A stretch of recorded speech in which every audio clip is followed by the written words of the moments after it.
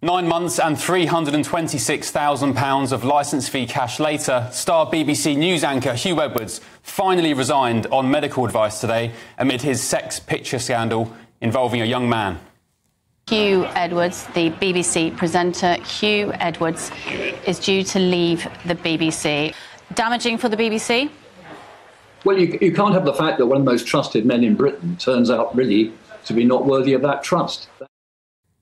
Edwards was accused of paying the youngster £35,000 in exchange for explicit snaps and also breaking COVID lockdown rules as he travelled to meet him. Soon after, other complaints about his behaviour were reported by the BBC itself, including from junior staff members Edwards worked with.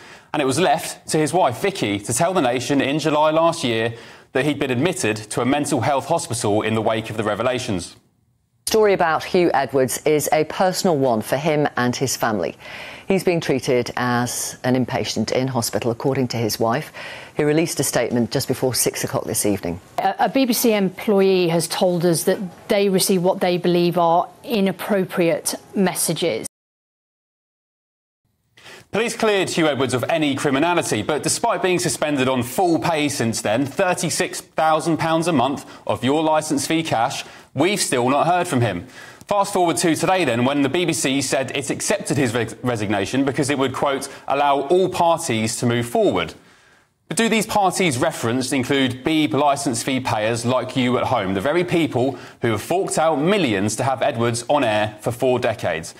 Because whilst I wish Huw Edwards well with his mental health struggles, the BBC is taking the public for mugs if they think they can sweep this fiasco under the carpet with a resignation and a press release. They've already apologised to the family of the young person involved. A damning 23-page independent report revealed the original complaint from their family was not logged and was escalated to senior management only when the Sun newspaper got involved. Now BBC bosses need to release the findings of their internal investigation into Edwards. This is what I'm calling for. The one Director General, Tim Davie, promised to MPs in Parliament last year. We're in the process of looking at those facts, and I would say we're keen to receive any information, because we just want to understand anything that's out there. It's difficult to give you a precise time on that. So that was 9 months ago, Tim. What did you find? We asked the BBC that very question tonight, but they stonewalled us with a no comment. This matters because Edwards was the corporation's highest paid newsreader, a trusted face of the nation, so much so that he was the man to tell Britain last year that the Queen had died on BBC One. They owe it to licence fee payers to reveal the conclusions of their findings, whether Huw Edwards is around to cooperate or not. Because this comes down to more than just money. We know Edwards won't get a payout for his resignation. He is going to get a big fat pension, no doubt.